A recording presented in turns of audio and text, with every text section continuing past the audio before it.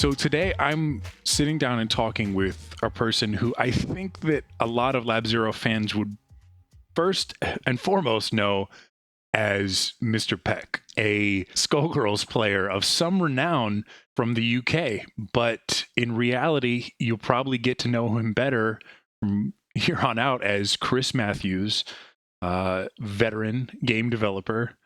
So Chris, how did you come to work at Lab Zero, first of all? Man, it sounds like I'm leading a double life or something. You are. Skullgirls player by day. Game yeah. developer by day, Skullgirls player by night. No, so you don a mask. Yeah, man.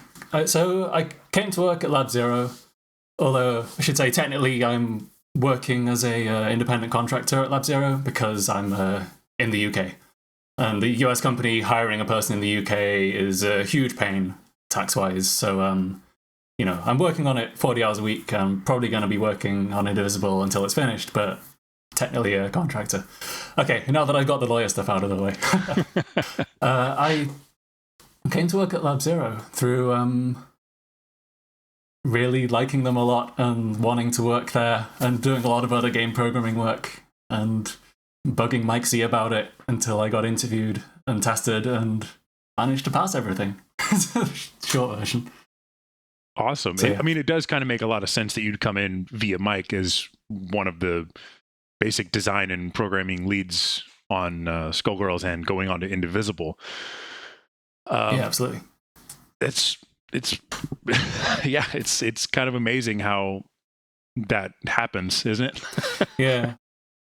Let's start with, I think, the non-Lab Zero thing that's going to pique people's interests the most, and that's that you've been in the business of programming for about 7 years. Is that right? Yeah, since summer, like April 2009. Yeah, 7 years. Okay. So that's when you were about just wrapping up school. And at the very start of that, you interned at the studio you'd go on to work with for a little while, and that was Lionhead Studios, famed UK developer that was the home of a very prolific game dev. But talk about just getting into Lionhead. Not anybody, but getting into the studio. What was that like?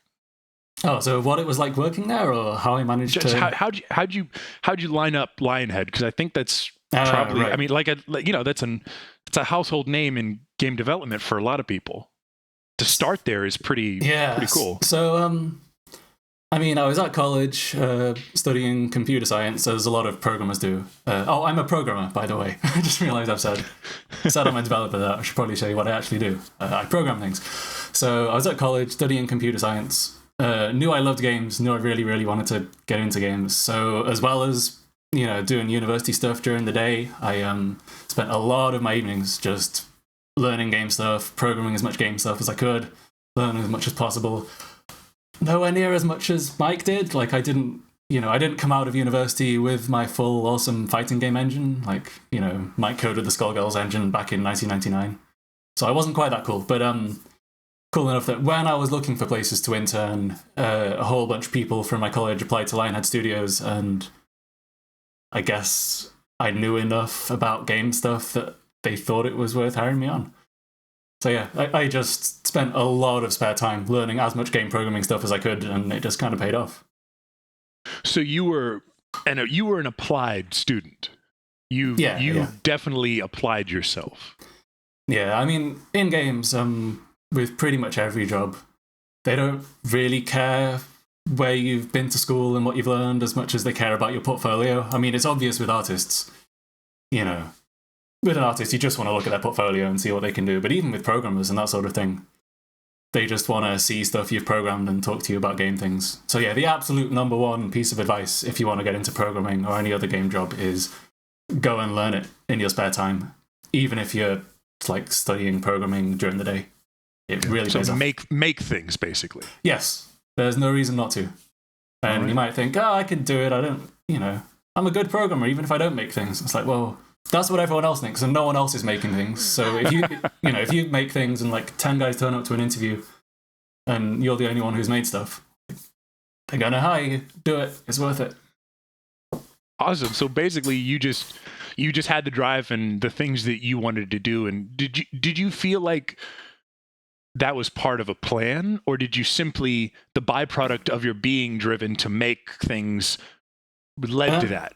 Did you feel like ahead of time you knew you had to make stuff to get a good game programming job, or did it simply align with what you already wanted to do, which was constantly make things? It was kind of both. Like, I knew it wasn't going to hurt my chances of getting a job or anything, of course, but it was partly, if you really like programming and you really love games, and you spend all day programming things that have nothing to do with games, like, you're going to start thinking, man, I might be good enough to program to make games. Why don't I go make some games? Like, it's something you're going to do in your spare time if you really, really want to. Like, I couldn't imagine spending all day programming databases, learning how to program databases, loving games, and then going home and not making them. So I did it because I just really wanted to do it, but I knew it was going to help get a job as well. Awesome.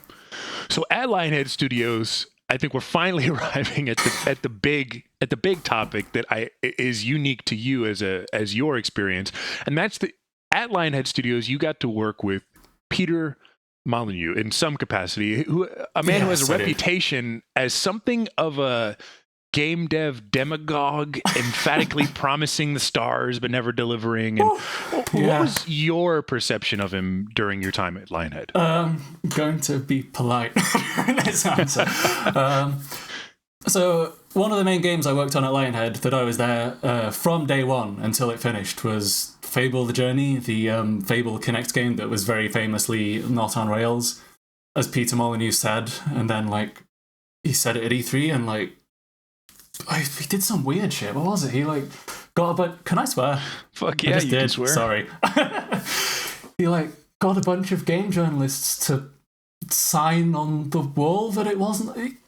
He did some weird shit involving, like, signatures of game journalists to prove it wasn't on Rails. While the rest of the team was sitting back at the office with this game we were making, it was very clearly on Rails, thinking, well, this is going to be great. And then he came back to the office afterwards, and I believe the talk he gave to the rest of the studio started with, bet you guys think I'm a real cunt, don't you? I could probably say that now that Lionhead's shut down.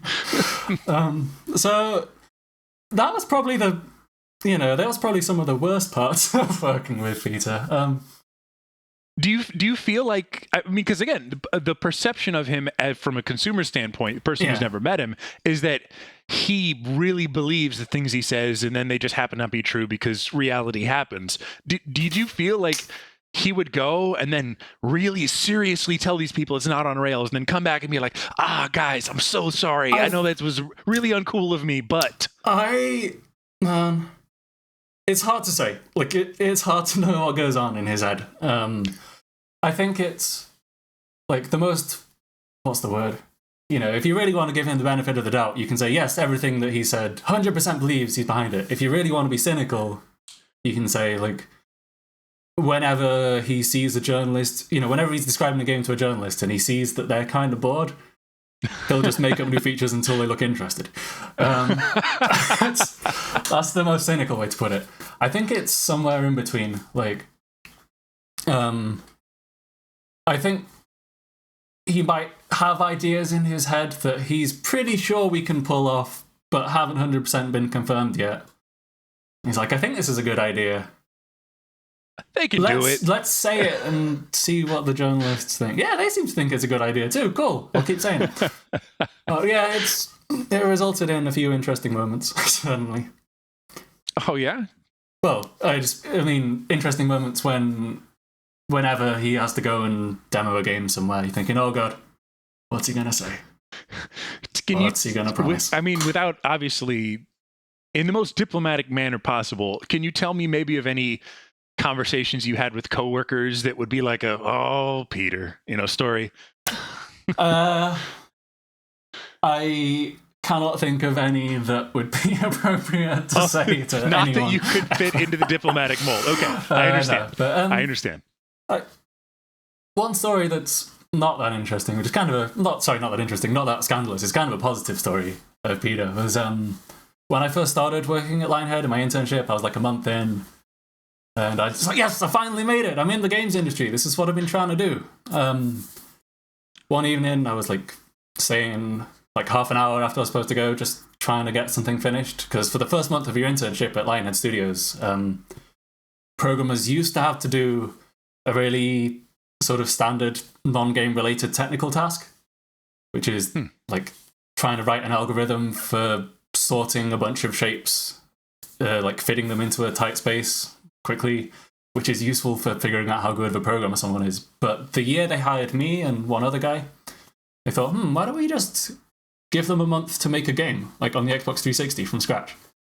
Like, go make a 2D game. You've got 2 weeks to make it. We'll give it to our testers. They'll test it and like find out what's wrong with it, go and improve it. And then the next week you're going to do the same. And that was fun as hell. So that's why I was staying late. Because I was like, man, I want to work on my little game. I'm having fun. You couldn't go home. Yeah, it was like, well, I don't want to go home. Home's boring. Like, I've got an Xbox 360 dev kit at work. I can make stuff. So I was doing that, and Peter Molyneux one day. I was like, oh my god, it's Peter Molyneux. This is... You can tell it's when I first started, because I'm still thinking of him as Peter Molyneux in my head, like full name, not just Peter. Right. And like, oh, hello there, young boy. How are you? It's like thing. And like, so, what are your ambitions? What is it you want to do with your career? So, I want to be in the game industry, I think. Because like I hadn't had the chance to think. How old are you at this point? You're 22, 23? 21, almost 22. I was like, well, you've done that. You should probably figure out what you want to do next. And then we talked about some other stuff. And like, that sounds dumb. It's like just him wandering over, but that made a big difference to like making me way more driven with what I've done since then. Is thinking like, actually think about where you want to be in the future. Don't just, sit there going, I've made it. No, I can just do whatever. And like, it sounds Peter stupid. Molyneux walks over to you and says, son, someday you're going to have to think about the promises you won't be able to keep and how you want to present them. But like, seriously, if he didn't do that, I don't think I'd be at Lab Zero. If I didn't, it just means... He hit you at a very pivotal moment and gave you some juice. So yeah. That's cool. That's really cool. So yeah, on the one hand, he like went and promised things in games that, oh god, now I've got to try and make them work. But on the other hand, he totally, changed my life. Well, yeah, I mean, I think that kind of goes a little bit back to what you were saying, where you think it's probably a mix of the two. At times, because I mean, again, I think when people are being their most charitable, they're willing to believe a person says that a person is simply promising more than they can deliver, and not that they're being disingenuous, that they never intended or they didn't think it could happen and they're just saying it to say it. So at times, I'm pretty sure Peter Molyneux was staring a journalist in the face and did exactly as you might have, thought. And he does not seem very interested in this game. What if, though? And also, like other times, I feel like it's more that he just he feels like that would be awesome no matter what, and it doesn't make it any more realistic. But he believes it and wants it. Yeah, and he's working with a very, very talented team of people. Like, he knows that they can pull off some crazy stuff if he says it's possible. And I feel like I should give the disclaimer that this was 5 years ago. Like, obviously, a lot of stuff's happened since then. Like, Goddess has happened since then, and he's went and apologized about, saying too many of those crazy things to the media since then. And I think he means it. Like, I think he's a lot better now in 2016 than he was back then when it comes to promising crazy stuff. So... Okay, well, we're gonna come to the twilight of the Lionhead period, but first, let's talk about something that you listed that you worked on, but kind of really never got very much play beyond the initial like, wow, what is this? And that's Milo and Kate. Yes. Oh man, Milo and Kate was a very interesting Peter Molyneux moment or project. Yeah. In that it seemed extremely ambitious and not quite real. Like you just were like, could this even be a thing? I remember like people would like put pieces of paper in front of the camera and then hand the character the paper based on like this instant scan technology. Yeah, that existed. It was quite a presentation, and I think people were very impressed with like the idea behind it. But what did you work on that? And what about that?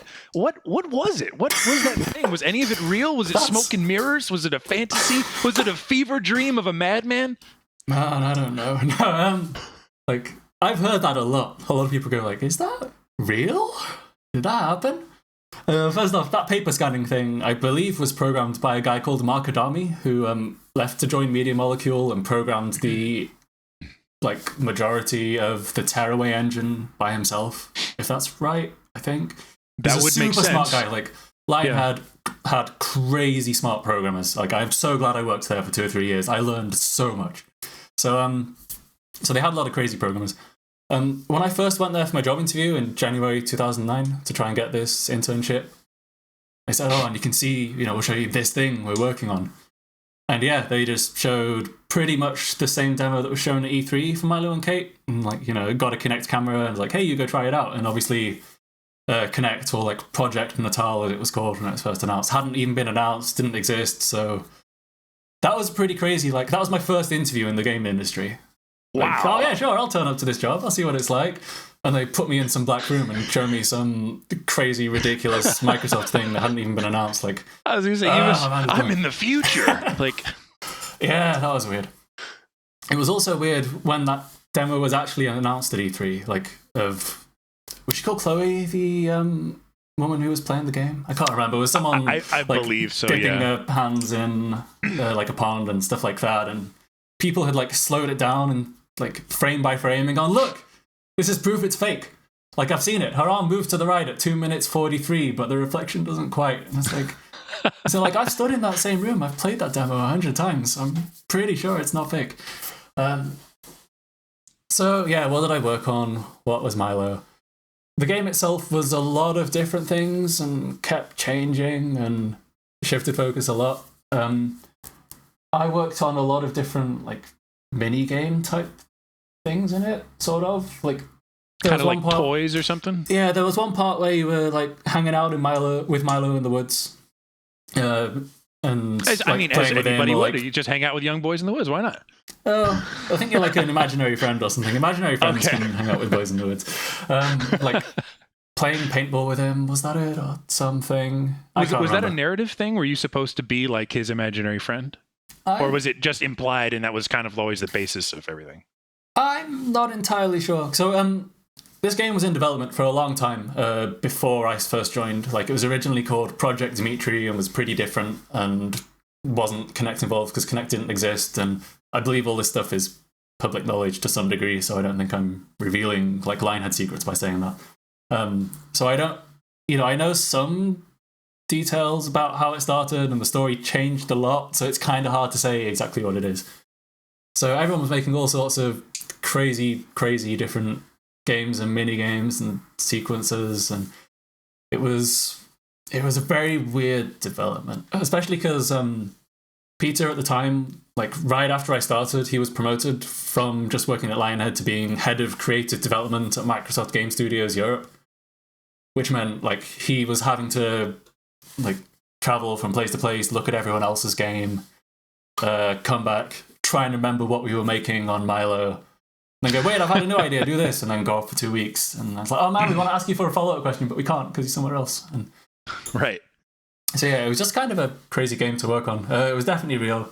I don't know exactly why it was cancelled in the end, like I don't get told the exact reasons for these things. I'm just a, little peon working at the company. I can only guess. Just make the numbers work. Yeah, exactly. Like, who knows? Is it because maybe Microsoft thought the game sucked, or maybe Microsoft thought we don't want to make family Kinect games, we want to try and make like Kinect games for hardcore gamers or whatever, because they did suddenly announce a whole load of those in like 2011. Or when you were working on that, did you feel like you had a kind of maybe like a sense of autonomy? Did you get to figure out what you wanted to do, or were you presented with very specific things to program? So Lionhead at the time was a very, very, very non-technical designer focused. Like, so in a lot of studios, designers will go and make stuff themselves. Like, there's the extreme of like Mike Z is the designer at Lab Zero and he programs everything. Right. Or, a lot of studios, like the combat designer will be the guy going and tweaking the exact frame data of the moves and that sort of thing. But the complete opposite is, the designer is just some guy who sits back in a chair and goes and like tells a programmer the rough idea of what they want to do, and then says, "Okay, you programmer, go do it and figure out the rest." And Lionhead was kind of like that. Interesting. Like, so was it a bunch of kind of idea people telling programmers what to do, or? Yeah, it's sort of. I mean, idea guy is obviously a kind of pejorative term. It sounds like but it's But I mean, it's true. I mean, it is an entirely different atmosphere. I'm not familiar with absolutely. when you get into a large studio. I mean, the vast majority of my experiences have been with small studios. Oh, okay. And so when you see a small developer and a guy goes, "No, it's my idea," and you go, "Well, everybody has ideas, so that's not really, you're not really special." But when it gets to that level, were they ever programmers and they just moved on up to I'm managing you in essence, or was it that they were always the idea people? Some of them were always designers, or some of them, they'd worked as like level designers making levels and then moved on to a more just general designy term. And some designers were more hands-on than others with tweaking things. But it was kind of just a Lionhead thing, not a large studio thing, of having like designers who were very, very, very hands-off technically. It was just a bit strange. But good for me, because it meant as a gameplay programmer, I got to make a whole load of my own decisions, more so than I think I might have done at a lot of other studios. So from a selfish point of view, it was great, and I got to learn a lot. So just by virtue of them not being hands-on, you were allowed the kind of ability to work in your own way on a lot of things. Yeah, it's like, well, if they're not defining all the really fine details of how something works, someone has to, so I guess it's me. Interesting. Nice byproduct of that situation. Yeah, I wasn't complaining. So you said already that one of the games you worked on was Fable The Journey. In fact, the one you were there from beginning to end. Yes, well, beginning to... it was weird. It was end... It wasn't beginning to when it shipped. Like, it released in October and I left in July, but all of the work on the game had pretty much been finished and they were, like, printing the DVDs and that sort of thing. Yeah, you pretty much ran it up to gold. Yeah. Okay. It's listed, but I want you to tell me, what did you work on that game? Man. So it was sort of half gameplay programming and half tools programming, which is kind of weird because my job after that was gameplay and my job now is tools. So the first thing I worked on was like, well, we've got these Kinect cameras and we're going to make a Fable Kinect game. What does that mean? What the hell can we do gameplay-wise with this camera thing? Like, go figure it out. And it was a couple of teams working on prototypes. One was me working together with one designer, a guy called... Was I working with Andre? Yeah, I think a guy called Andre Zamoyski. And it was another team, as a programmer called Adam Langridge, who we'll get back to later, working with another programmer. And it'd just be the two of us. Like, right, we're going to try and make a fun thing to do with magic. Let's just go and make a little prototype and every day tweak it. Sort of like working on a tiny little indie game or something, but like just prototyping mechanics to try and figure out how the hell you can make a fun game with a Kinect camera. Right. How do you do Kinect? So, first of all, you learn the whole hell of a lot of 3D maths. God, that was, yeah. This job is a good way to teach me 3D maths. You gotta... It's weird. It's harder than just a D-pad or something. Like, you do Kinect by standing in front of a Kinect camera and having a little thing on the screen that shows you your skeleton and shows you what the Kinect camera can do, and just moving around like an idiot, trying to figure out what things it's good at picking up and what things it's not good at picking up.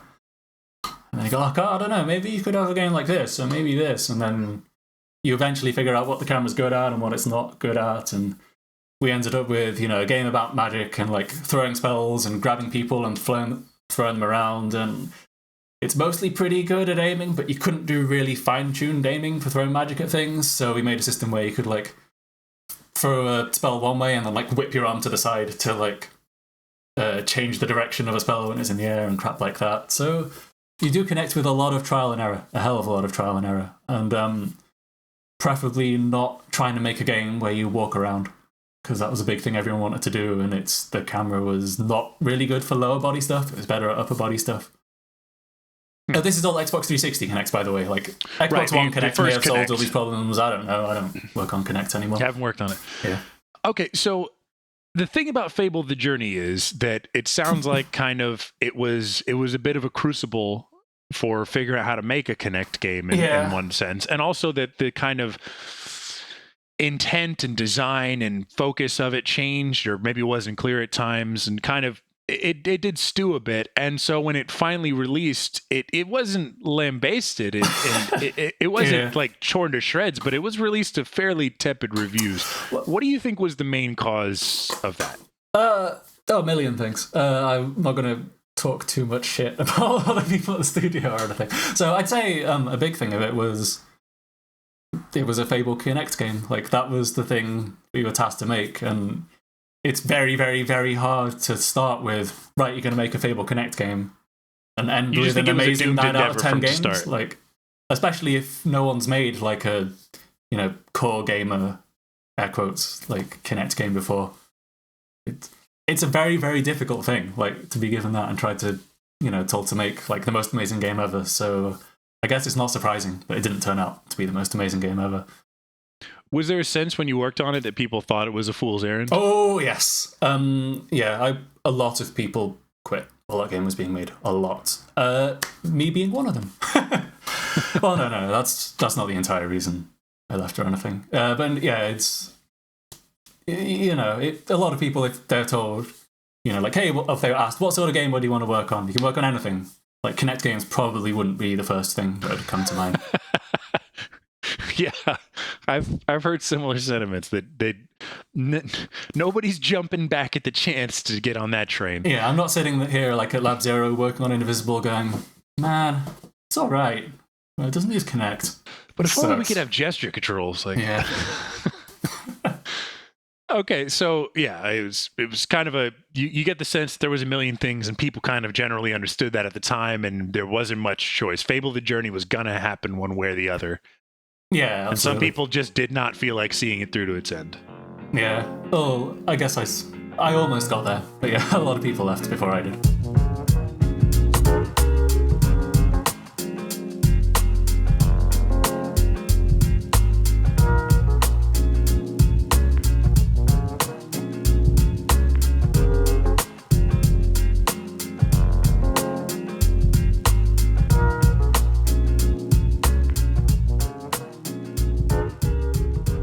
So you'd go on to leave Lionhead, as you said, but first let's walk things back to the old days. Yes. Where'd you grow up? Oh man, I grew up in Nottingham, the home of Robin Hood and Sherwood Forest, and I was going to say, yeah, that's a strong beginning. Wow, that is a literary beginning. Yes, I didn't know Robin Hood personally. I think he may have died by the time I was born. He may have been maybe a generation or two ahead. Yeah, something like that. Maybe a few years.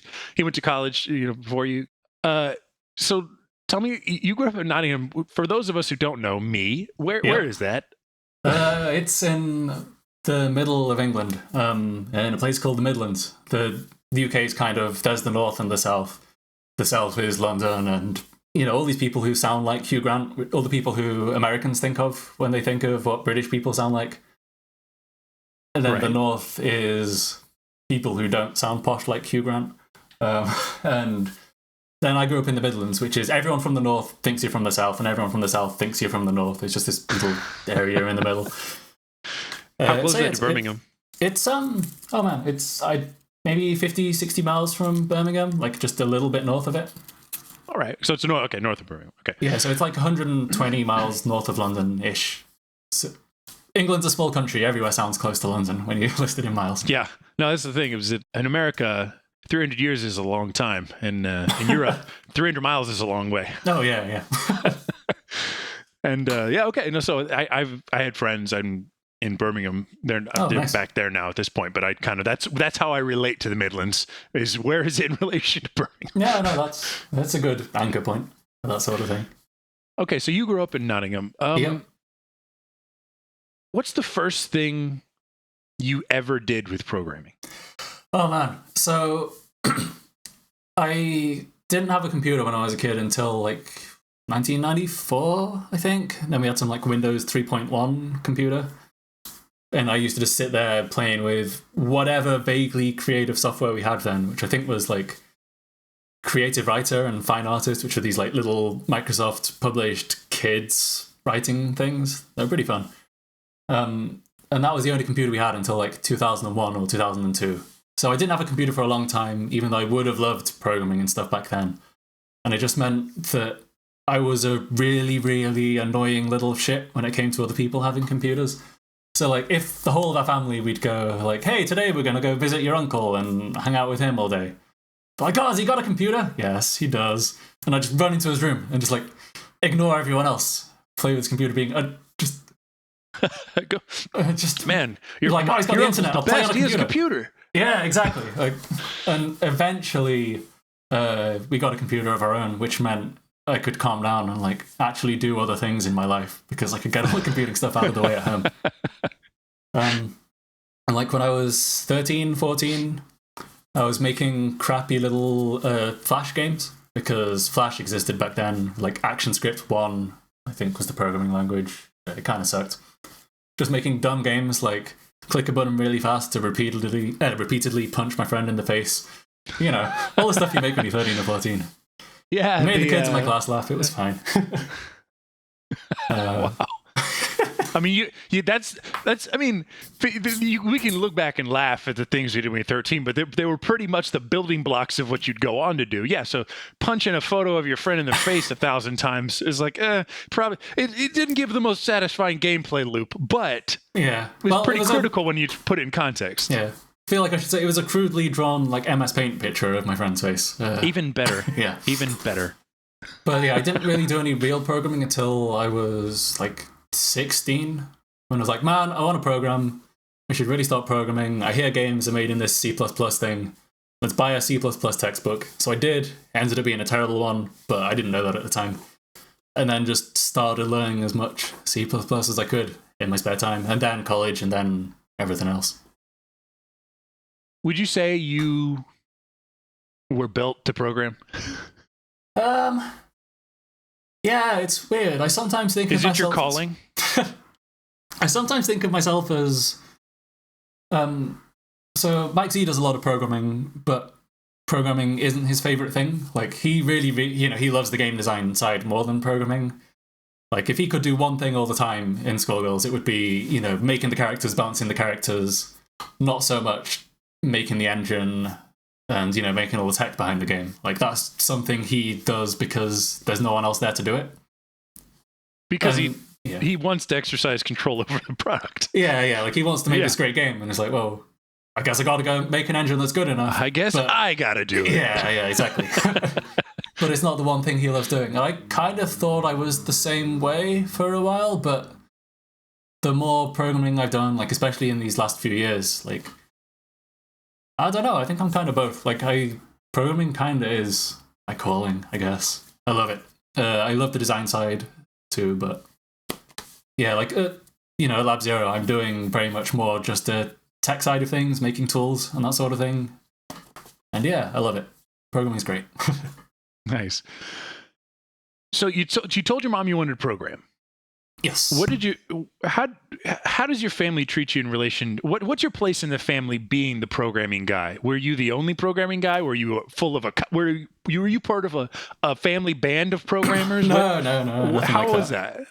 So my family's pretty small. Like my dad left when I was very young, when I was like 10 or something. So it's just me, my sister, my mum. My sister makes jewelry and like does a lot of art stuff and like makes cool stuff out of paper. So she's very arty, not a programmer at all. My mum's a nursery teacher, a kindergarten teacher, I guess you'd say in America. Yeah. And that's about it. I think one of my grandparents may have been a programmer at one point or something, but never really. I never really learned anything to do with programming off them. It wasn't a heritage thing. No one was telling you need to or you don't need to program. No, but weirdly, like, when I was at college, like, doing programming, like, a lot of people, and especially a lot of the, like, better people there, like, their parents were teachers, like, even if they were just teachers who taught little kids. So, I don't know, maybe the secret way of being a good programmer is to have a teacher as a parent. It worked wonders for me. No, my mom's a teacher, and that, man, I guess she wasn't the right kind. She was a physical education teacher, so I guess that's how that went. Oh, okay. She's a PE teacher. I mean, this was teaching like basic spelling to 4-year-olds or something. My mom. So if only I'd learned basic spelling. Exactly. Yeah, it gets you a long way. That's step one. See, that was where I went wrong. I never got that solid. So you and me played Skullgirls against each other at Combo Breaker last year. I've completely forgotten about that. No idea what you're talking about. Why? I mean, why would anyone remember? No. And I think it's safe to say that was a pretty big upset. I don't think anybody saw that coming, including me. It doesn't sound like something that would have happened. Okay, yeah, it was. Absolutely.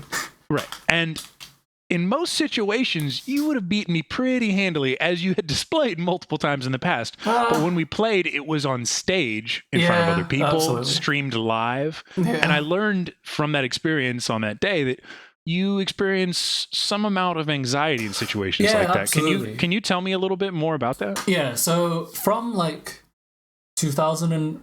I didn't mention this whenever I talked about any of my career stuff, but from like 2009 to early mid 2014 maybe, like I had pretty bad depression and anxiety. I'm a lot better now. I'm like really good. It's great. But so that was pretty rough. So I've always, like, the depression was worse than the anxiety, but I've always had problems. Well, not always. I for a long time had problems with both.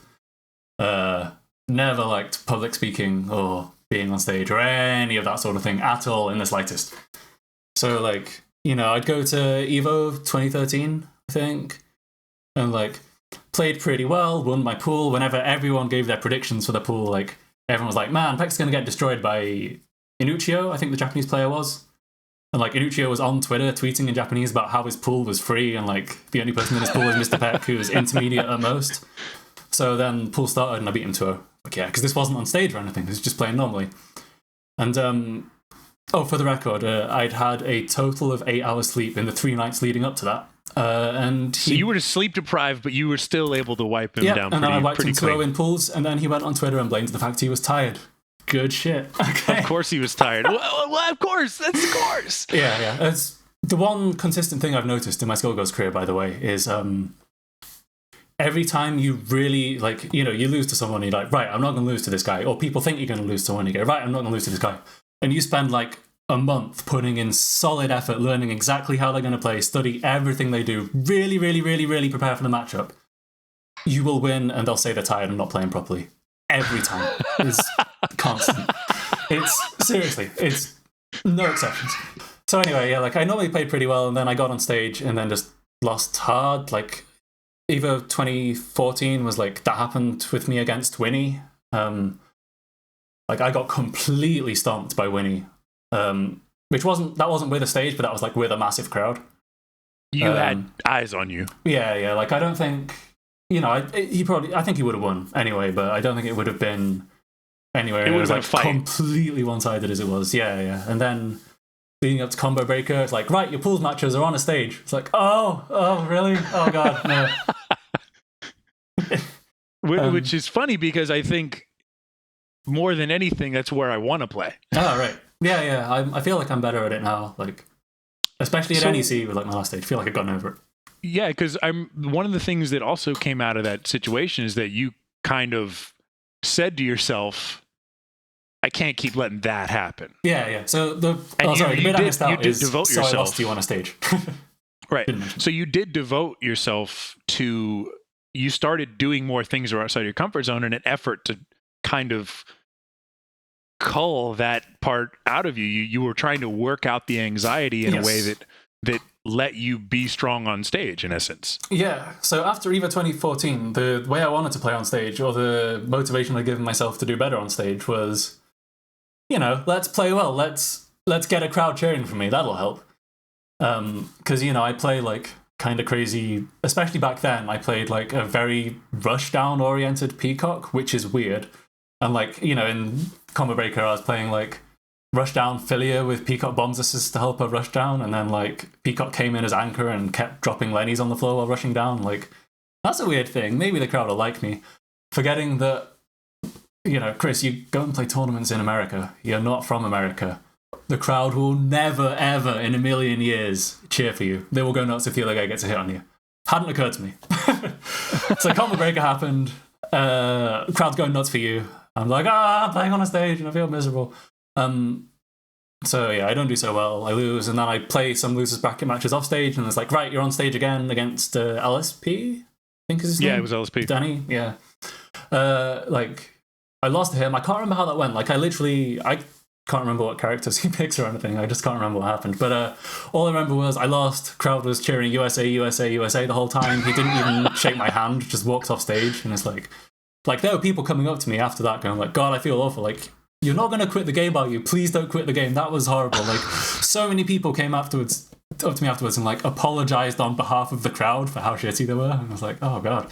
Well, one of the things that I remember very vividly after I won against you, and you looked upset. I mean, the thing is, you don't typically emote as emphatically as I think maybe a person like me does. Yeah. But for you looked pretty distraught. Yeah, and so, I wasn't doing great. And so I was trying to say something that I thought was positive, and so I said something along the lines of like, yeah, that was really weird. Any other day of the week you would beat me, no problem. And you said, yeah, that's not really helping, mate. Wow. I don't remember that at all, but that's amazing. And I was like, I felt bad. I was like, yo, I did not make it feel better at all. No, it's not your fault in the slightest. But yeah. God, I just don't remember that. No, so I came out of that thinking like, God, I fucking hate American crowds. Holy shit. Like that was kind of how I came back from that. And then thought, I came home, thought, well, that sucks. But thinking about it, it's like I know most of the people in that crowd. Like this wasn't just a crowd of strangers who hated me. This is like these are the guys I was hanging out with for the rest of the weekend, and they were all nice. So they're obviously not doing it to be malicious. Like I'm pretty certain that the whole of the Skullgirls community in America didn't secretly hate me. I'm like, that's a safe bet. Yeah, because like they've been nice to me for the rest of the weekend. It's like, right, just accept that it's America. They like getting loud. They like cheering for Americans. It's all good. Like, just play and do well. So that's why I decided to come over to NEC. It's like, I don't want to wait a whole year before I get some practice playing on stage again. So I came over to NEC in America in December because like flights are cheaper in the winter and the East Coast is closer to me than the West Coast. So that cost like less than half as much as Combo Breaker cost. Wow. So like, yeah, let's do it. And yeah, I got to play on stage twice. First against Sig, who I beat in the first round and then lost to twice. Because I didn't really have a full team at NEC. I was just playing Peacock double. And like my Peacock was good and my double was, oh crap, I need a second character. I don't want to play solo Peacock. So I just put her on my team temporarily. So I was like, I feel good. I did all right. Especially because no one knew how good Sig was coming into that tournament. So yeah, it was a bit of a wild card for the start, stage. I was like, man, I lost to Sig. Like, that sucks. God. And then he almost beat the kill stage afterwards. So I was like, maybe losing to Sig's not so bad. Right. Okay, we can contextualize that loss. Yeah, exactly. And then I lost to Shade Money on stage, but Shade was playing really well. And also, he was playing out of his mind that round, yeah. Yeah, like, again, that was a best of 3. And, like, the first set, I was not playing so... The first round, I was not playing so great. And then Mike Z yelled at me to, like, just go in and be more mean and just, like... I think be more mean was pretty much the song. Bully him a little, yeah. Yeah. So I was like, okay, let's do this. And then just, like... Went ham, like, charge items, or, like, taunt to get 10 Raiha while charging an item to keep him away from you, and just, like, repeated throws and that sort of thing, and just kind of went ham as Peacock. It didn't quite win, because I was, like, refusing to tag out Peacock, even when she was very weak, and I could have safely DHC'd out, because I really hated playing double, even though she was on my team. Right. So that got my Peacock killed. But the point was, like, I came out of that thinking... I played well, because like previously, every time I'd played on stage, even when I'd won, I'd felt like, I've won, but this is nowhere near as good as I can normally play. You always felt at a deficit on stage. Yeah, but finally I felt like, I lost that, but the fact that I was on a stage had nothing to do with it. Like, I would not have played that any better off stage, and that was a really good feeling. So yeah, I'm looking forward to Combo Breaker next month. Absolutely. Awesome. I want to go back just a little bit, because you said from 2009 to 2014, you were going through a poor period. Yeah. What What caused that? So one of my parents, my mum has a lot of health problems that like started in 2009. Like still has them and will do forever pretty much. But yeah, it was that kind of started it, I guess. Especially because like my family was just me, her, and my sister, pretty small. So yeah, that sucked. And another thing is a lot of depression is just kind of you and how your brain works or whatever, not really caused by anything. So yeah, just a combination of those two things weren't so great. And another thing is I get kind of what's the word? So part of the reason I work in games is that I really, really, really love it, of course, and I'm just when I'm not doing something I enjoy, I'm just completely terrible at like concentrating on it or feeling happy or anything like that. So like part of it was I went to Lionhead for 6 months, loved it, and then had to go back to college to finish my final year and just felt completely miserable.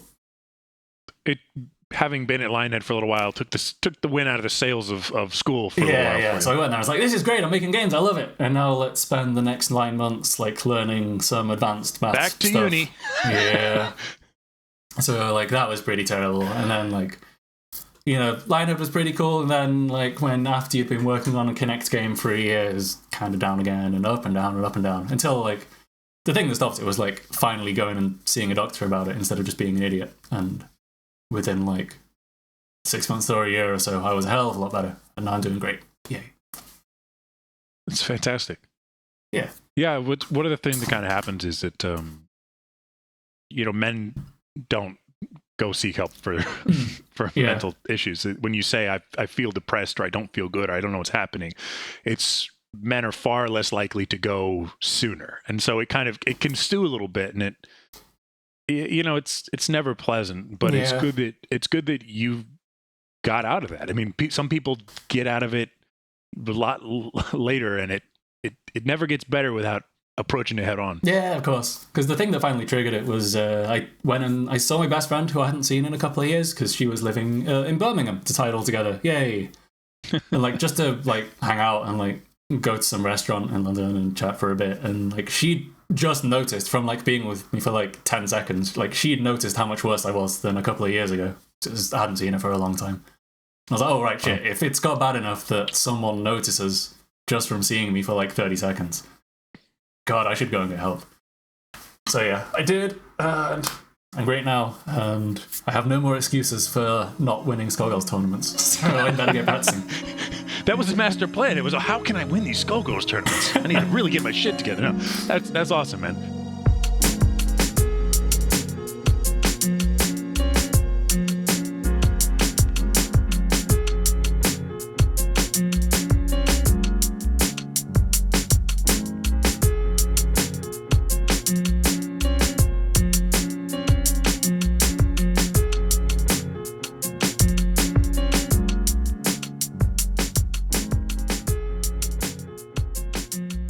Let's get back to the work. After leaving Lionhead, there's a period of time you call various prototypes and pitches. Yeah. Tell me about some of those. Yeah, so I left Lionhead because, Fable The Journey was coming to a close, and I looked at the next game we were going to work on, which is what would be Fable Legends, which is the game that was just recently cancelled when Lionhead closed down. Mm-hmm. And the version of the game that they were making at the time was completely different to how it ended up. But I looked at that game and thought, well, this isn't really a game that I was that interested in. And, after my Peter Molyneux talk of, think about what you want to do with your career, I was like, what I want to do is I want to work on games that I can be proud of. Like, I want to work on a really good game, which is kind of a obvious thing. I'm sure a lot of people work in games because they want to work on good games. But I mean, just saying it out loud and making yourself do the thing that would result in that is different than just saying it to yourself quietly and doing whatever you would have done regardless. Because that's what people do. Is they say, I want to go do great things, or I want to feel good about what I do, but then they don't do any of the things from here to there. They just think, wouldn't it be nice if I were happy? Absolutely. So sat there in 2012 going, right, if I stay at Lionhead, I'm definitely going to be working on this game for 3 or 4 years. And I know it's not going to be a game I like. And I don't mean like I know it's going to be bad or anything. Obviously, different people like You just different won't things. like It's just- making it. I know this next. I know I won't like making it, and I know the final game won't be for me. Whatever I do, like the team's big enough, and the direction is in a direct. It's the type of game I don't like enough that I know I won't be proud of the final thing when I work on it. So I was like, well, I really got to find somewhere else to work. And my friend Adam Langridge, who was the lead gameplay programmer at Lionhead, who I always thought was pretty cool, he'd recently left to join a small company called Turbulence, which is like turbulence but with a Z at the end. Yeah, that's a cool sounding word. We're gonna get to that one. Yeah, so that's the company that. So he joined them to make little games. I was like, okay, I like little games, and Adam's my favorite person to work with. Why don't I go see what they're doing? And ended up joining them to work on various prototypes because they'd made some tech for HTML5 games, and I guess HTML5 is a thing that browsers actually use a lot now in 2016, but in 2012 it was only just starting, and people only just realized to go like, holy crap, you can do 3D stuff in a web browser without like a Unity plugin or Unreal Engine plugin or anything. So they made this little tech, and they were pretty sure it was good for making games in, but they just wanted to hire some game developers to make little games to prove that it could be good. Because if you're going to go try selling this tech to a bunch of game companies, saying, here's that tech, go pay money to use it. Like, well, you need some sort of proof that you can make a game with it. So I was like, okay, that sounds fun. So is that, because Turbulence on its page it's one of those companies that what it does is not exactly clear. Yeah. So it's from what I could tell, it seemed to be a company based around developing HTML5 gaming technology. Yes. So it started. But that's out about as all I could get from it. So yeah, when I joined in 2012, it was very much a middleware, like a gaming technology middleware company with just me and Adam and one other designer doing game stuff. So just making little games, and they had a new designer who was like, he'd done like web design and stuff, but wanted to move into game design. So it's me and him working together on little prototypes and stuff, and they all sucked badly. Not my fault, I swear. Just throwing him under the bus. Some of them were kind of cool, and the bits that weren't kind of cool were just as much my fault as anyone else. So I mean, what was that like? Did it feel like you were kind of, because people say, why would we make HTML5 games? Because you can play it right in the browser. It seems like you don't have to be download a bunch of stuff. You just click a link and you start give playing. people games instantly. That is, it's apparent why people want to try to develop that. But what was that like for you as a person making games? Did you feel like you were fighting it a little bit, or what was that like? I didn't really think about it that much. I just thought of it as, right, now I can make games in a little team, yay.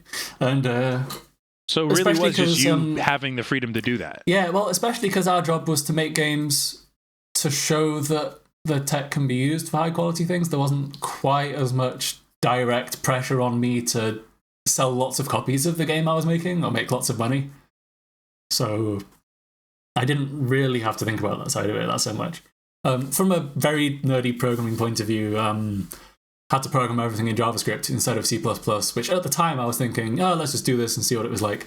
In retrospect, is a horrible, horrible mistake. Do not make games in JavaScript. Holy crap. There are a lot of horrible bugs that you can put into your game that will not be caught in JavaScript, where it's like, if you make this sort of mistake, which is the sort of mistake people accidentally make, in C++ will instantly pop up an error box, or an error saying, hey, you've made that mistake, and you'll go fix it, and it'll have wasted 10 seconds of your time. Whereas in JavaScript, it will secretly sit there in your program, and 4 months later, there'll be some horrible bug that you can't track down why, and it'll just waste weeks of your time. And don't make games in JavaScript. Don't do it. Okay, yeah. So now I've got that out of the way. I guess I can go back to talking about it. One of the interesting, I think, kind of a very interesting aside to your programming career is that you did a lot of work on a very small team on a game called The Marvelous Miss Take. Yes. Which was a female protagonist heist game. And the list of things that you did on that project are numerous. Oh, I made half the game. I mean, yeah, you did the programming. You just said you designed all the levels. I mean, that must have been all the levels, yeah. That took a long time. That must have been a pretty. The way you wrote about it, it seemed to be a exclamation point type experience where you had a positive time with. Yeah.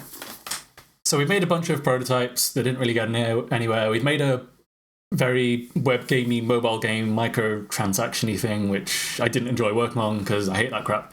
I shouldn't say crap. I'm not a fan of the way it was implemented in this game. I have nothing against charging people for little bits of DLC in general, but this one felt very exploitative, this particular game. I was like, man, this sucks. I never want to do that again. And then... Made you feel a little dirty. Yeah, and then fortunately, pretty much everyone in the company, other than me and Adam, who was the other Lionhead gameplay programmer I'd come here with, they were all busy working on a different game. And so there was room for just us to start working on prototyping something new. And Adam loved stealth games, so we were like, why don't we try and make a stealth game prototype?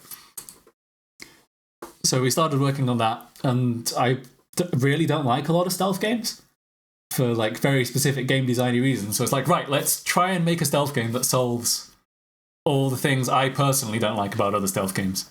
Let's see if that makes sense. A stealth game for me. Yeah, exactly. Yeah. And ended up sort of being based more on like the gameplay was kind of based more on Hotline Miami or something like that than on Metal Gear Solid. Not in the sense of like killing people or anything, but in the sense that it was super crazy and fast paced, and all the enemies had like no patrol routes whatsoever, like completely random movement. So you had to make noise and lure them out of the way, like when you shoot guns in Hotline Miami to lure people over and that sort of thing. So I just spent a whole bunch of time making that prototype, and then me and Adam spent like a year and a half making it into a game. Like the design was split between the two of us, 50-50. The programming was split between the two of us, 50-50. Aside from like one guy helped on the level editor at the start, and another guy helped with like the pause menus and stuff at the end. But like 90% of the programming is split between me and this other guy. All the game design was split between me and the other guy. All the level design was me. So yeah, that was just a year and a half of me learning a hell of a lot about making games.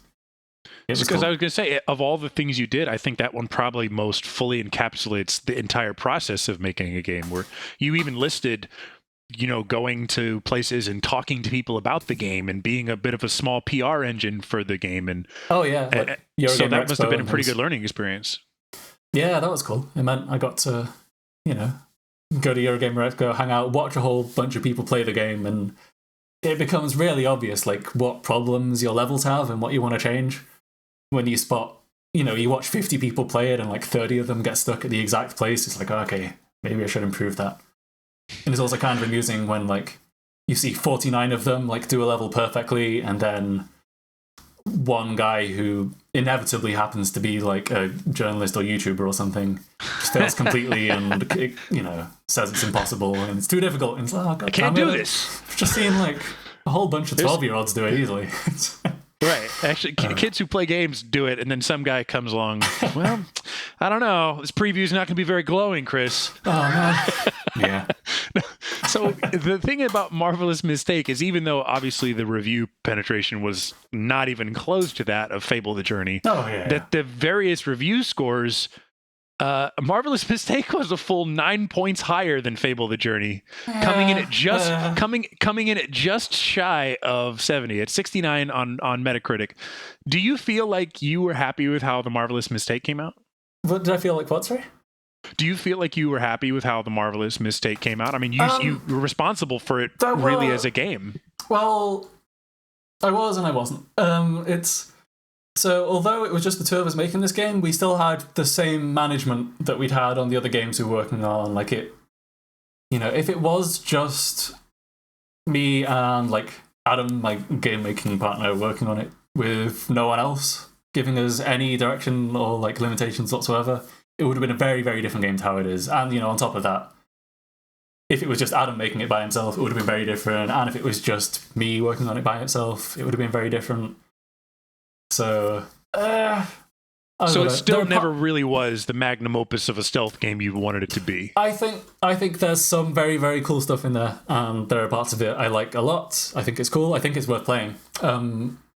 Also, as a disclaimer, whenever anyone who makes games like talks about a game they've already made, they see all the problems way more than anyone else. Like, I'm sure if you ask Mike Z, like in private, what do you think about Skullgirls or something? I'm sure he starts with the problems. He'd just list like 1,000 tiny problems. So take this with a grain of salt. Like if it's in a Steam sale, you should totally go buy it and play it. You'll like it. I don't get any of the royalties from it, so I'm not like plugging that to make money or anything. I'm just like, hey, go try it out. So yeah, there's a lot of it I was happy with. It certainly got a lot closer to my milestone of, I want to work on a game I'm really, really proud of. It brought me way closer than I was like 2 or 3 years before working on Kinect games. But I knew like I was still going to have to push that further if I really, really, really wanted to work on something cool. Okay. So now we've pretty much run all the way up until your time right before joining Lab Zero, and you already said you were very into Skullgirls. Obviously, like I said, you're a household name when it comes to the players who know the game. Mr. Peck is something I think people... Oh, you mean the UK player. Even if they don't really know you, they know who you are. You've got that pull. Yeah. And so you had obviously, playing the game is practically one and the same as talking with Mike. At some point, you will end up talking to Mike if you play this game at your level. And so I imagine you probably were able to kind of have the rapport of two people who actually work on games fairly early on. Is that the case? Yeah, that's true. Because he was in the Skullgirls IRC a lot in like 2013, 2014. And, if there are other game programmers in there, you end up talking about working in games. And the thing he said to me recently, which I hadn't realized, was especially in like last year, when I had finished working on Mistake and when I was working on other games, it's like normally when you talk to someone who works in games, you say, oh, what are you working on? And they're so excited to tell you everything they're doing and they think it's amazing. And, when he was saying to me like, oh, what are you working on? I was like, it kind of sucks. I don't know. So it was obvious to him that like, A, I wanted to go work somewhere else, and B, I worked in games and we had a lot in common, and I ended up talking to him through like Skullgirls tournaments as well. So yeah, it was a mixture of going to all the US tournaments, because obviously Mike travels to, Combo Breaker and NEC and a lot of these major tournaments to play his own game. So I saw him there. And also being in IRC and talking about making games and that side of things. So yeah, I guess I got to know him both ways at once. Nice. So you said you bugged him enough to get in there. What exactly happened? Did you kind of say like, Mike, I need a job and I really want to work at Lab Zero? Or was it just like, did you sit there kind of just like, did you let out a long sigh and he was like, we have openings for talented people? How'd that work? So a lot of the time was just like, I was sitting there moaning about not liking the stuff I was working on, because it's like, crap, there's a bunch of stuff that I don't like and I need to rant to another programmer about this. Mike's a programmer who's online. Let's do that. Because it was, it would be like 10 or 11 in the morning for me, which is like 3 a.m. for America. So all the normal people I talk to on the internet are all asleep, except to Mike Z, because he works until like 5 in the morning on Skullgirls. He is a bit of a nighthawk, isn't he? Yeah. So it's like, oh great, he's still awake. Let's rant to him about it. And eventually he was like, if you really hate your job, like you can probably go find a job somewhere else. It's like, yes, that is true. So all I'd do in my spare time was like try and learn. Like again, I'd spent where was I going with this? Oh yeah, so like when I was at university and all I was doing in my evenings was learning more about making games. Like at the moment I shipped Mistake until like a year later when I quit my job, all I was doing in my evenings was learning more about making games and like trying to get better and better and better, just so I could get a job at, some other studio if I were to get a chance. So eventually I was like, Mike, Skullgirls is, it's coming to an end soon. You're probably going to make another game afterwards. It sounds like you're going to want to make another game afterwards. If you ever need more programmers, please go give me a test or something. I'm pretty good, I swear. And eventually, Skullgirls finished, Indivisible got to the point where they were interested in more programmers, and I took the test. Yay. So yeah, I guess I was the proactive one. I don't want to make it so somebody could like reverse engineer the test and get the perfect test score. But like, what did he basically? What was it? What did it entail? How intensive was it, I guess is the right question. Not. I was going to say not that intensive, but maybe I think it's not that intensive because I passed it. Right. Yeah, well, it was a slam dunk for me. I killed it. It was easy. Exactly. Yeah, I'm the best. It was just general programming. It's the sort of thing you'd expect from like a technical test on a programming interview. Okay. Probably doesn't mean much if you're not a programmer. Do a bunch of stuff, learn a bunch of programming. You'll be fine. Just, yeah. Okay. All right. So we pretty much covered it all except for what are you doing for Lab Zero right now? You said tool. I know what you're doing, but tell the people what you're doing. I am, working as a programmer. Right now, for like at least the next few months or so, probably for the whole of Indivisible, I'm working as a tools programmer, which is the other part of what I did when I was working on Fable The Journey that I didn't talk about. So tools programmers are the people who make all the tools that are used by the other developers to make things. So obviously, Lab Zero's got to make levels somehow for this game, and the designers like Earl, who you guys probably know as Render, he probably doesn't want to sit there just editing a text file, like saying, spawn this 3D model at x equals 251 and then like tweaking a text file every time he wants to move it. He really wants some sort of nice level editor or something like that. So I'm the one who's making all the internal level making tools for Lab Zero. And then at some point I might be helping replace the UI tool for menus and that sort of thing, I think. Maybe someone else will do that. I don't know. We'll see. So basically, anything I can do to make other people's jobs easier from a tech point of view is what I do. So you're cleaning up the back end. You're making other people's jobs that much more natural. Yes. And I used to, in my final year of college, the only thing I did enjoy was, not the only thing I enjoyed in life, but the only thing I enjoyed about going to college was I used to teach first year students a lot of math stuff when I was doing my masters. So that was great.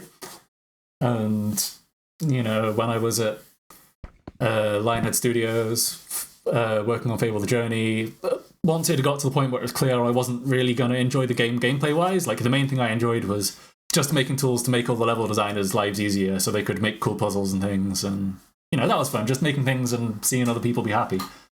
And then when I worked on The Marvelous Mistake, I didn't make the level editing tools. And I thought there were a lot of problems with it that could have been improved, which is not the fault of the guy who made it whatsoever. He's a good programmer. He just didn't have a huge amount of time to work on it and hadn't done anything like that before. And left to make his own games shortly afterwards. So, so by the time we had all the complaints, he couldn't go and improve it because he'd already gone. So it was like this combination of me liking to help people out and teach people things and, loving making tools to make people's lives easier. And I'd just had to make an entire game's worth of levels with tools that had some pretty bad problems. That I was on this vendetta. It's right, I want to start a new company. I want to make tools. I want to make the best tools ever. I want everyone else to be so much happier than I was making levels on this last game. Just fired up to make tools, which I think is not that common. I think most people normally, they get fired up to make cool graphics or they get fired up to design things, but yeah. The words fired up to make great tools doesn't come up a lot. Yeah. But it's cool that somebody's saying it. Yeah, it sounds like the sort of thing that someone says in a job interview to bullshit their way to a job. But no, I really mean it. I want to make some good tools. Yeah, I'm really loving it here. I've been working on these tools for a month or so. And I'm having great fun.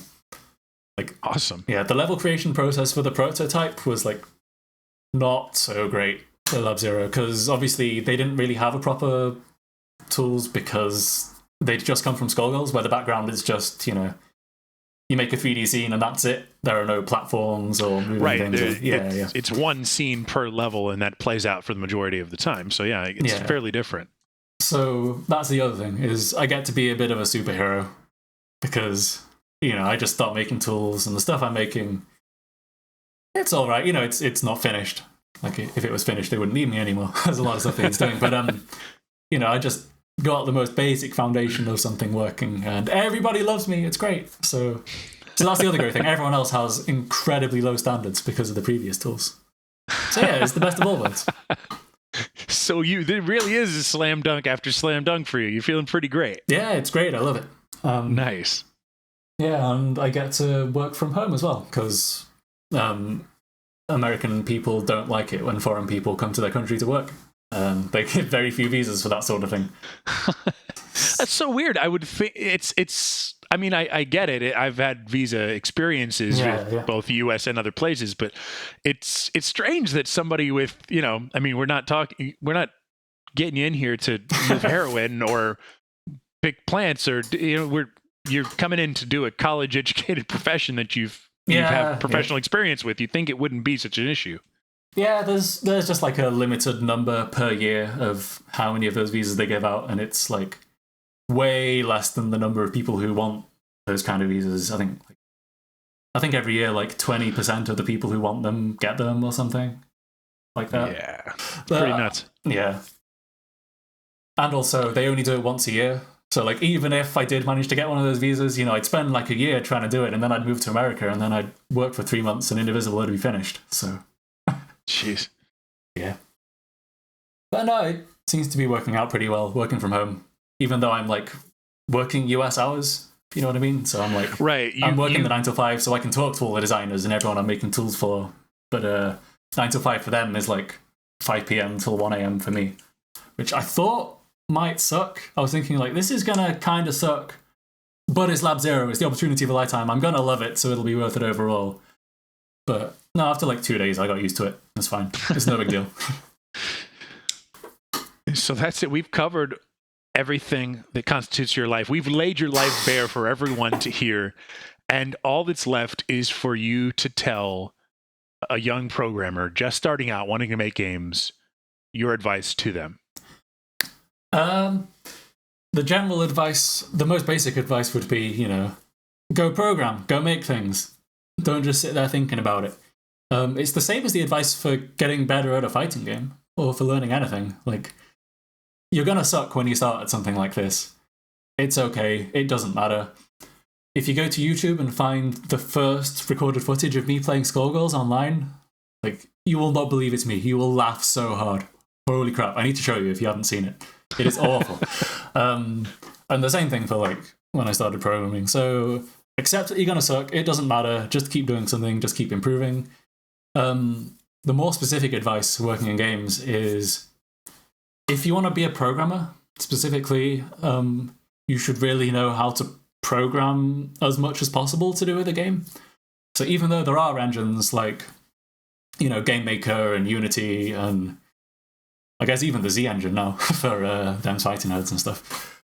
Even though there are engines that do most of the work for you and make things easier, they're cool, and they're good for starting out. But if you really, really want to be a serious, programmer working professionally at a game company, you are at some point going to have to go off and try and make things completely from scratch by yourself. Don't be afraid to do that. It's okay. Even if whatever you make sucks at first, you'll learn a lot on the way. And that's what it's about. It's about getting better.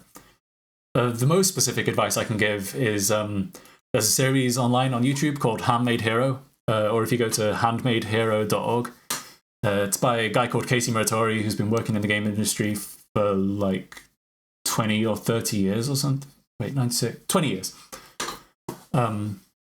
And he's going through programming an entire game from scratch, programming his entire engine himself, and explaining everything he does as he does it. So he programs everything to do with the game and then stops and gets out the whiteboard and explains what he's doing and so on. If you're really, really super serious about being a gameplay programmer, go and do that. It's going to be like 500 hours of video at least by the time he finishes. And it's 500 hours of video where you're going to have to program along and pause it every so often. So that's like 1,000 hours of stuff you've got to do. But don't think about that. Just start and get at it. Right. Because, programmers are like the one job in the game industry where there aren't millions of super, super amazing programmers. Whereas a lot of the time you'll hear, it's really sad, like you'll hear about an amazing artist who's really talented, but, is having trouble getting enough work or something. Right. But for like really, really high quality programmers, you don't really hear about that so much. Yeah. So Yeah. I mean, I am an artist, but I also work separately in a technical field. yeah. And so when I experience both of them and I look at them in context, Right. I definitely feel like artistic people are more common than highly technical people. Yeah, which And even if you are just by virtue of the numbers, if you're a top 1% artist, there are 100 times more of you than the top 1% programmers. right. And so, yeah, that the scarcity does make for a situation where if you're a really freaking good programmer, you're pretty well off. You're going to be set. Yeah, absolutely. So my point is, Be that 1% guy. Don't worry about like how to get a job or that sort of thing so much. Just worry about put as much time as you can into being as good of a programmer as you can. And I don't mean like, force yourself to do it for 100 hours a week or anything crazy like that. Like, you got to rest at some point. But yeah, you got to practice at some point. You're going to have to spend some of your spare time practicing it. And yeah, if you put as much effort as possible into being as good of a programmer as possible, you won't end up in some weird situation where you never, ever, ever improve magically somehow. And you also won't be put in some weird situation where you have improved and you're great, but for some reason no one will hire you. Like, neither of those things will happen. You don't have to worry about that. Just worry about getting good. And handmadehero.org is a really good series for learning. Yay. Okay. So the very, very last question is that if Chris Matthews could do the programming he does now, he could draw as well as he programs, he could do UI, he could do all this stuff. He could basically do every part of a game's design and creation as well as he programs. What would his perfect game look like? What does Chris Matthews' best game in existence? What is that? Let's bring up Chris Matthews' secret game ideas.evernote to make sure I'm not forgetting anything. So I love fighting games. The only reason I've never started making a fighting game, even in my spare time, is that I've not had a good enough idea for a good fighting game. Frankly, I'd love to make a crazy fighting game. Skullgirls is pretty close to the like platonic ideal of Chris Matthews fighting games. Like, I'm not just saying that because I work for the company who makes it. I really, really, really do love Skullgirls. I have a huge nerd crush on like Bomberman and Zelda: Link to the Past and general like top-down 2D action games. I have a few weird ideas for like top-down 2D action games that I want to make at some point, and almost certainly will because they're not very hard, like technically to do. I love platformers, but everyone loves platformers. That's no fun to talk about. It's kind of hard-coded into the gamer DNA, I think. Yeah. I pretty much anything that is 2D and vaguely action-oriented, I love. There's a whole lot of things I want to make. Pretty much anything that's 2D top-down and action-oriented, I will love as well. Like, I really want to make something, I don't know, like inspired by Pac-Man or something like that. I have all sorts of weird Pac-Man related ideas. So yeah, I don't know. I guess the ideal Chris Matthews game would just be all sorts of different 2D weird action things. Skullgirls and Indivisible both fall very close to that. Like, they pretty much are that. So at some point, we are going to get the ultimate sword and bomb 2D game.